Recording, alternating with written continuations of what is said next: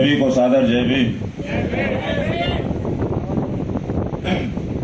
आवाज आ रही पीछे? आवाज सही आ रही? सर्वप्रथम महाकारुणिक तथागत गौतम बुद्ध जी के चरणों को नमन करते हुए, जिनकी अनुकंपा से भारत विश्व गुरु कहलाया, बहुजन समाज में जन्मे सभी संतों, गुरुओं, महापुरुषों के चरणों को नमन करते हुए, बाम सेठ DS4 BSP के संस्थापक, परम पूज्य बोधिसत्व, भारत रत्न, विश्व रत्न, भारतीय संविधान के रचयिता बाबा साहेब डॉक्टर भीमराव अम्बेडकर साहब के श्री चरणों में कोट से नमन करते हुए, बाम सेठ DS4 BSP के संस्थापक, देश में सामाजिक परिवर्तन के महानायक, सोई हुई कौम को जगाने वाले, और 21वीं सदी हमारी है, अब बहुजन की शासन लेना है कि नहीं? हथेली में दही जमा के, सरसों उगा के, जिंदा है, जिंदा कौम है, तो जिंदा दिली का सबूत दीजिए। यदि 10 बजे से 6 बजे तक बैठने समय होने जा रहा, बैठे हैं, तो जिंदा दिली का सबूत दीजिए। हम सरकार बनाने के लिए यहां मंथन कर रहे हैं। इस देश में बहन जी को PM बनाने के लिए मंथन करने के लिए बैठे। इसलिए माननीय कांसी राम साहब ने जो नारा दिया है, वह भारत ही नहीं, विश्व के पटल पे चमकता हुआ सितारा। इसलिए 21वीं सदी हमारी है, अब बहुजन के दोनों हाथ उठा के नारा लगाइए। ये हम नागपुर में हैं। 21वीं सदी हमारी है, अब बहुजन के का नारा देने वाले माननीय श्री कांसी राम साहब के चरणों में श्रद्धा सुमन अर्पित। आप लोग अब बताओ हमको, इसमें बाबा साहब को कितने लोग मानते हैं? अब हाथ नीचे रखो, ईमानदारी से बताना, आप लोग बाबा साहब के अनुयायी हैं। कितने लोगों ने बाबा साहब के इस विचार को लिखा है कि हम इस देश के शासक हैं? जबरदस्ती मत होता। अब इससे अंदाज लगा लो आप लोग कि हाथ कंगन को आरसी क्या, पढ़े लिखे को फारसी के। आप लोगों से हम लोगों ने सीख लिया, और गांव की कोई गली कूचा घर, दीवार नहीं तो टाटी पे मिट्टी लेप के हम लोगों ने लिखा कि हम इस देश के शासक हैं। और जब हमारे नाती पोता ताऊ के भतीजे ने पूछा, बाप के बेटे ने पूछा, बहन के भाई ने पूछा कि ये दीवार पे क्या लिखे हो हमारे ताऊ, तो ताऊ ने अपने भतीजे को बताया कि ये बाबा साहब हैं, हम इस देश के शासक थे, हमें लूटा गया, 5000 सालों की गुलामी में जकड़ा गया, पाखंड अंधविश्वास में रोका गया, लेकिन बाबा साहब ने शासक बनने का ये मंत्र दिया है कि जाओ जाके लिख दो, हम इस देश के शासक। वो कौम मिट जाती है जिसका इतिहास नहीं होता, और शासक शब्द में इतिहास छिपा है कि इतिहास से प्रेरणा मिलती है, प्रेरणा से जागृति बनती है, जागृति से सोच बनती है, सोच से ताकत बनती है, ताकत से शक्ति बनती है, तब जाके उत्तर प्रदेश में बहन जी जैसा 4 बार शासक बनता। ये बात यदि आप लोगों ने अपने घरों की दरों दीवारों पे लिख दिया होता, तो सबसे पहले महाराष्ट्र के लोग इसके हकदार होते। मैं आपसे निवेदन करता हूं, मैं भाषण देने नहीं, मैं अपना दर्द बांटने और आपका दर्द लेने आया हूं। यदि आप लोग चाहते हैं कि माननीय बहन जी के हिसाब से पावर ऑफ बैलेंस बने महाराष्ट्र में, तो मैं अपनी माता बहनों ताई से अपील करूंगा कि यदि आप लोगों ने घर की दीवारों पर लिखना शुरू कर दिया, ये संकल्प लो कि आज से जाने के बाद अपने घरों में आप लोग लिखोगे। लिखना नहीं है तो हाथ उठा के बताएं आप लोग। इसलिए मैं कह रहा हूं कि हम बाबा साहब के अनुयायी है, माननीय कांसी राम साहब के सिपाही हैं, और बहन जी के सच्चे भाई हैं। बाबा साहब ने एक वोट का अधिकार हमको दिया। ये आवाज जा रही है? हाँ हाँ आ रही सर, आ रही। हाँ आवाज आ रही। आवाज बढ़िया है सर। नहीं, आवाज इसमें जा रही कि मेरी आवाज जा रही? नहीं आपकी आवाज आ रही। ये माइक बंद है ना, तो उस हिसाब से मैं बोलूंगा ना, नहीं तो बीच में बैठ जाएगी। माइक बंद है तो छोड़। लेकिन बाबा साहब ने क्या कहा? नहीं, आप लोग वहीं रहिए, मैं पूरी कोशिश करूंगा, डिस्टर्ब मत रहिए। बाबा साहब ने क्या कहा कि हम झुक सकते हैं तो दुनिया को झुका भी सकते हैं। हमारे झुकने को कायरता नहीं, विनम्रता समझना। ये वो कौम है ये जब तलवार उठाए तो कोरेगांव को जीत लिया। ये वो कौम है जो कलम उठाया तो 2 साल 11 महीने 18 दिन में भारत का संविधान लिखो दुनिया को झुका देने का काम किया। ये बाबा साहब के विचार हैं। बाबा साहब ने क्या कहा कि शिक्षा शेरनी का वो दूध है जिसने पिया वो दहाड़ा। अब आप लोग को बाबा साहब ने क्या कहा? सिंह सावक। क्या कहा? सिंह सावक। सिंह यदि चट्टान पे बैठ जाए तो सिंहासन कहलाता है। सिंह यदि मैदान जमीन पे बैठ जाए तो सिंहासन कहलाता है। हम लोगों को सिंहासन नहीं बनना है, हमको बाबा साहब का सिंह बनना है, जहां बैठे वो सिंहासन होगा। बाबा साहब कभी डरे? बाबा साहब निडर थे। बाबा साहब त्यागी बलिदानी थे, पूरा जीवन संघर्ष में बिताए। यदि हम बाबा साहब के अनुयायी है तो हमको समझना होगा, एक माटी का दिया सारी रात अंधियारों से लड़ता है। एक माटी का दिया सारी रात अंधियारों से लड़ता है। अरे तू तो भीम का दिया है, किस बात से डरता है? किस बात से? यदि आपकी रगों में इस जी ने 50% नौजवानों को पदाधिकारी बनाया। क्यों बनाया? कि 80 के दशक के काम करने वाले हमारे बूढ़े जो चल नहीं सकते लेकिन आशीर्वाद और अनुभव दे सकते, और नौजवानी नई ताकत मेहनत करके माननीय बाबा साहब के कारवा मिशन को पूरा करने के लिए काम करेगी। तो मैं अपने नौजवानों से कहना चाहता हूं कि माननीय बहन जी ने पदाधिकारी बनाया है नौजवानों को। इधर लाइन से देख लीजिए, जितने लोग बैठे एक भी नौजवान से कम नहीं, चाहे वो प्रदेश अध्यक्ष हो, जिला अध्यक्ष हो, प्रभारी हो। दूसरे दलों में विधानसभा अध्यक्ष बनने के लिए वृद्धा पेंशन लेना पड़ेगा आप लोग। हमारा वोट तो लेते हैं लेकिन कभी हमारा भला। इसलिए माननीय बहन जी ने नौजवानों को बनाया है। और बाबा साहब के सरजमी महाराष्ट्र के लोगों, मेरे नौजवान साथियों, यदि जवानी है और दरिया की रवानी है, यदि रक्त पानी ना हुआ हो, खौलता खून हो, बाबा साहब के विचार इस सीने में धड़क रहे हैं, तो बाबा साहब के संविधान और एक वोट की रक्षा के लिए उठो धरा के अमर सपूतों, फूंको संक जवानी का, तुमको कर्ज चुकाना होगा बाबा साहब की कुर्बानी का।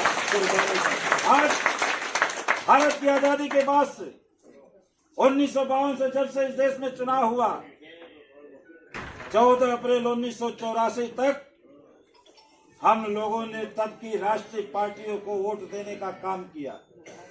इसलिए कि जितने भी लोग थे हमारा वोट लेने का काम किए, हम लोगों ने वोट देने का काम किया। लेकिन इस धरती पे यदि 52 से लेकर 84 के पहले तक और 14 अप्रैल 1984 को जब बहुजन समाज पार्टी की स्थापना हुई और माननीय कांसी राम साहब ने नारा दिया कि बीएसपी की क्या पहचान,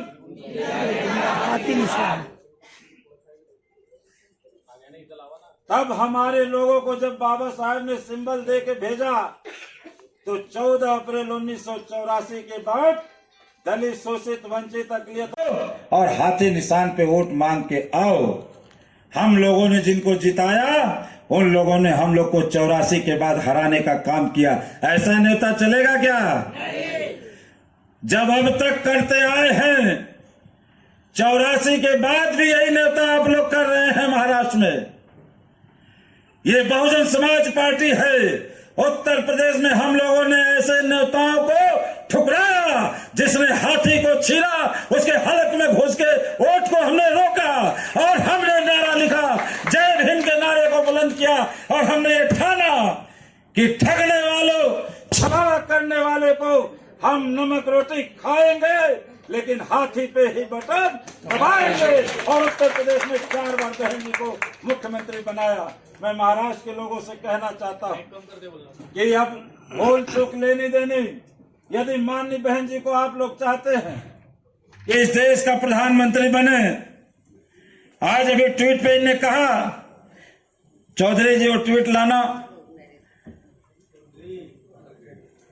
आपको माननीय बहन जी के कार्यकाल, 4 बार के कार्यकाल को यदि हम लोगों ने बता दिया होता, मैं पिछड़े समाज का बेटा हूं, आप लोगों को ये बताना चाहिए, उनका 1 किलो तेल, उनका 5 किलो चावल, 4 किलो गेहूं और 1 किलो चना हमारे लोग इतनी तेज प्रचार करते हैं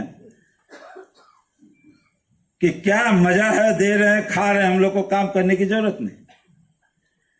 और माननीय बहन जी जो दिन रात मेहनत करके लिखती हैं हम लोगों के लिए, उसको कभी आप लोगों ने पढ़ने का काम नहीं किया। आज ट्वीट आया, कितने लोग हाथ ट्वीट पढ़े हैं बताएं? या 1000 की संख्या में लोग पढ़े हैं, 10 लोग। कैसे बहन जी का शासन आएगा?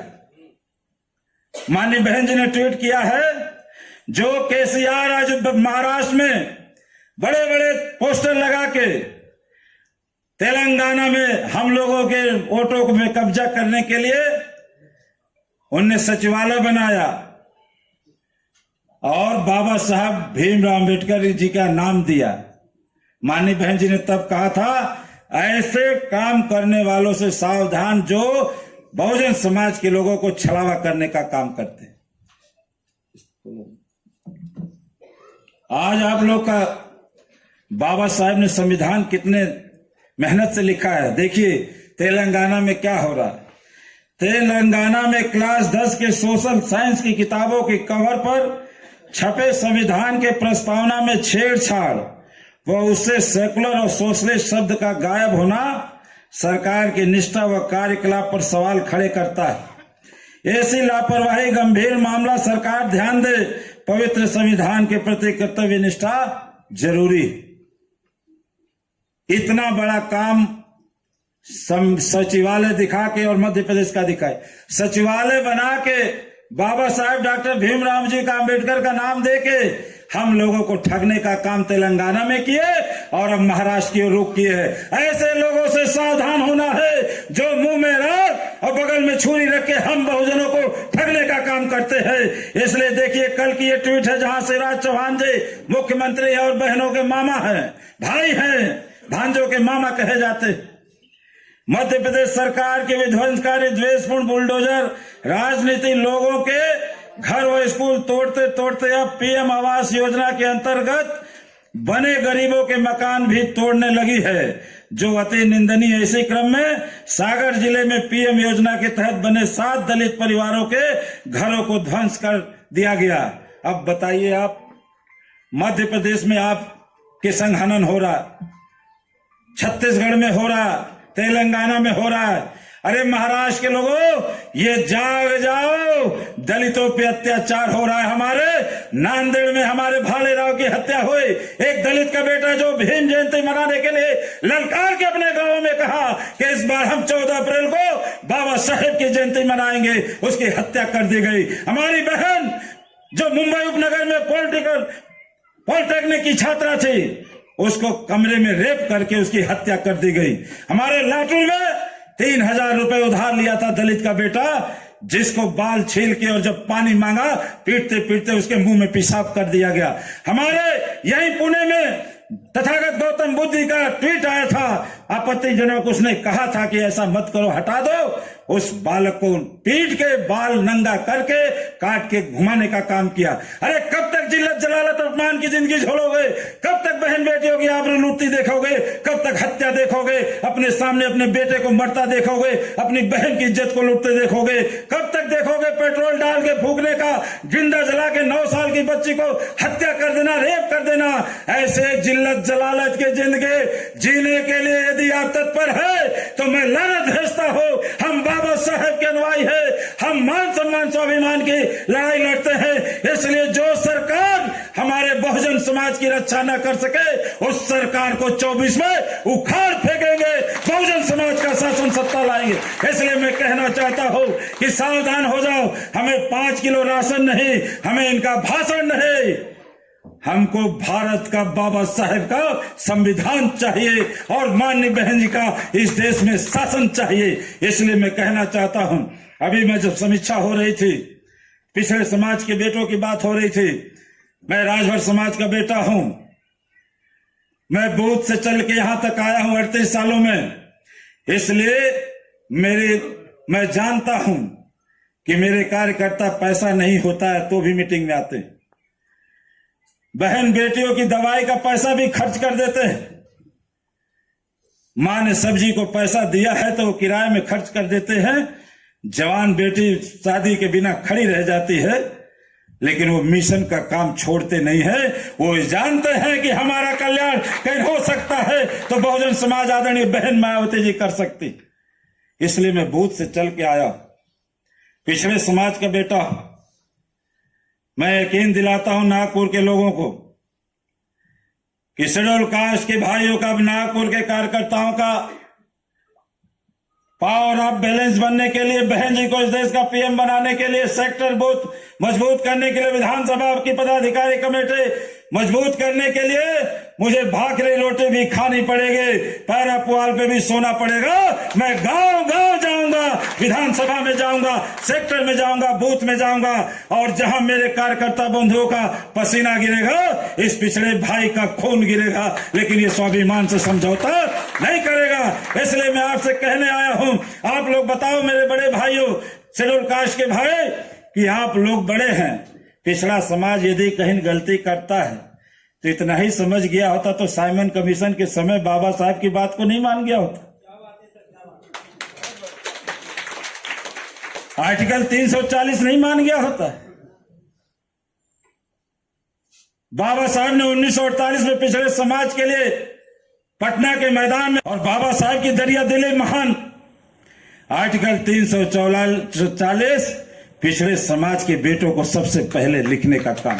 आज 2023 है, फिर कभी जागने की हिम्मत हिमाकत नहीं। इसी को साहब कहते थे कि सोए हुए को जगाना आसान है, लेकिन जो बहाना करके सोया उसको जगाना मुश्किल है। ये मेरे 52% के लोगों, आप लोग सो मत। ये 70,000 वोट लेके विधानसभा में शेड्यूल महार मातंग चंडाल चर्मकार का बेटा खड़ा है बाहें फैला के।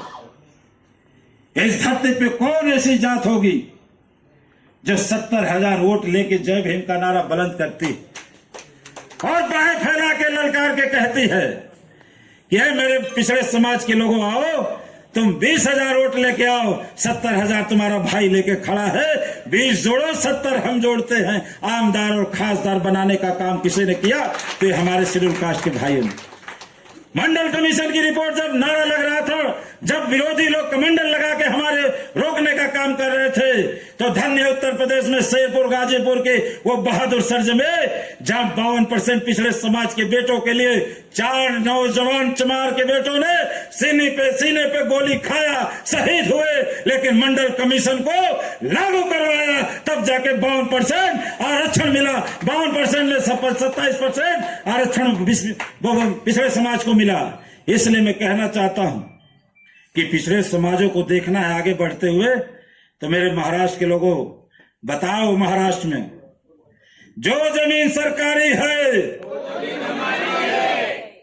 जेवण नाही केलं का?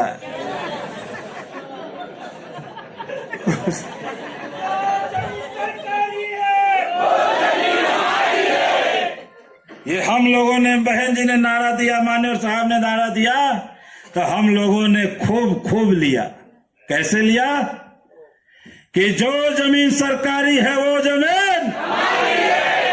जब नारा दिया और माननीय बहन जी शासन सत्ता में आए तो 1,65,755 भूमिहीनों को, जो वंचित शोषित दलित समाज के लोग थे, पिछड़े समाज के लोग थे, अब पता नहीं यहाँ की सरकार हम लोगों को एक और डिसमिल दी है कि नहीं, जो पाया होगा वही जानेगा। लेकिन माननीय बहन जी ने उत्तर प्रदेश में 3 एकड़ 1,65,755 लोगों को दिया। कैसे दिया? एक गरीब की बेटी, दलित समाज की बेटी, जो जानती थी कि आज मेरी शासन सत्ता है, मैं जमीन दे रही हूं, कल को मेरी सत्ता बेदखल होगी तो ये लोग देंगे नहीं, इसलिए माननीय बहन जी ने डीएम, एसडीएम, तहसीलदार, कानूनगो को कहा कि 24 घंटे के भीतर, चाहे रात हो या दिन, लालटेन जलाओ, लेकिन इन जमीन को नाप के खूंटा गाड़ के और कब्जा कराओ। 3 एकड़ कब्जा कराने का काम किया। माननीय बहन जी ने पट्टा देने का काम किया। 3 एकड़ जमीन दिया। आज यहाँ सिपाही की भर्ती होती है, 78,000 सिपाहियों की भर्ती माननीय बहन जी ने किया। लाइव मत चलाना भैया, अपनी जानकारी के लिए रख लेना, जुबान है कहीं लाइव नहीं। 78,000 सिपाहियों की भर्ती की, जिसको अमेरिका ने कहा कि दुनिया में यदि पुलिस की भर्ती निष्पक्ष और न्यायपूर्ण बिना रिश्वत की हुई है तो जाओ उत्तर प्रदेश में आदरणीय बहन जी के शासन काल में देखो। 76,000 नौकरी शिक्षकों की भर्ती की, और आज बुलडोजर की राजनीति होती। ककड़ी तोड़ने वाले को तलवार से सजा दी जाती। माननीय बहन जी ने जब शासन था तो बड़े बड़े माफिया बाहुबली या तो जमानत तोड़वा के जेल में चले गए या उत्तर प्रदेश की सीमा छोड़ के नेपाल में भाग गए। ये है माननीय बहन जी का कानून द्वारा कानून का राज। बाघ और बकरी को एक घाट पे पानी पिलाने का काम किया। आप बताओ माननीय बहन जी के कार्यकाल को, ये सदाब भाई हैं, मैं इनसे निवेदन करूंगा कि बताओ अपने माइनॉरिटी समाज में, पिछड़े समाज का, जैसे मैं बता रहा हूं।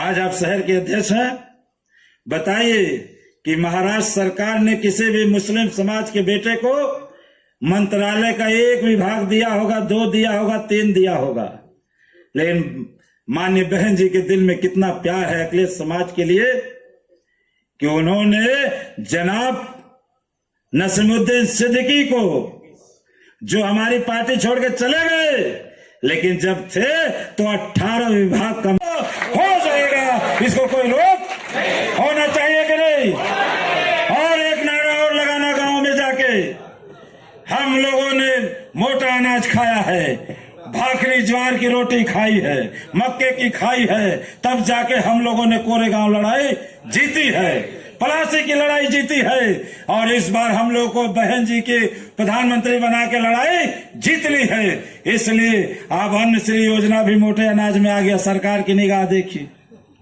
हमारे गरीब के मोटे अनाज को भी अब नहीं देने। परिवहन मंत्रालय का क्षेत्र है, ये हम लोगों के विचारधारा को दबाने का क्षेत्र है, और इन सब की आवाज क्या है, इसको दबाने का एक ही तरीका है कि सीना फौलाद की तरह और जुबान टकराने की टंकार की तरह।